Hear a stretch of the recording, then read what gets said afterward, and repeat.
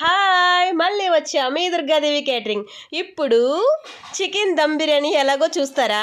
చూడండి. అంగోండి, ముందుగా ఒక పక్కనే స్టవ్ దగ్గర చికెను మొత్తం అల్లం వెల్లిపాయ పేస్టు, పెరుగు, మసాలా, కారం అన్నీ దట్టించేసి అలా ఉడకనివ్వాలి. అండీలో పక్కనే రైస్ మనం మసాలాలతో ఉడకనివ్వాలి 75%.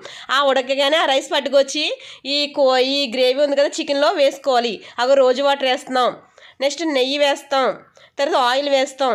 అవన్నీ వేసి పేపర్లు వేసి మూత పెడేస్తాం. కింద మంట అయితే ఉండాలి, అలాగా మంట అలా రన్నింగ్లోనే ఉండాలి. అది కూడా ఎక్కువగా కాదు, మీడియం కాదు, సమానంగా ఉండాలి. ఓకేనా? మంట కింద మంట కూడా చూపిస్తాను చూడండి. అది 10 నిమిషాలు మనం టైం పెట్టుకోవాలి. ఆ టైం ప్రకారం చూసుకొని 10 నిమిషాలు అయిపోయాక అది మంట కట్టేసుకొని మళ్ళీ 5 నిమిషాలు ఆగి చూసుకుని ఓపెన్ చేసుకుని చూసుకోవాలి దాంట్లో వాటర్ ఉందా, సరిపోయిందా అని. సరిపోయిందంటే కనుక అంతే. ప్లేట్ తీసి అగోండి, మంట చూసారు కదా, అయిపోయింది అన్నాక 10 నిమిషాలు అయిపోయాక కట్టేసుకోవాలి. కట్టేసుకున్నాక మళ్ళీ అయ్యింది లేదని చికెన్ చూసుకోవడమే. అయిపోయిన తర్వాత వేడి వేడి చికెన్ దమ్ బిర్యానీ, నోరూరించి చికెన్ దమ్ బిర్యానీ. చూసారా ఎంత బాగుందో? ఇది కూడా ఎక్కడ అనుకుంటున్నారు కదూ, మా సార్ వాళ్ళ క్యాటరింగు. చూసారా ఎంత బాగుందో చికెన్ దమ్ బిర్యానీ? చూద్దామా రండి, ఎందుకు లేటు, చూడండి. ఇంకేంటి లేటు, మీ ఇంట్లో కూడా ట్రై చేయండి చికెన్ దమ్ బిర్యానీ. సూపర్గా.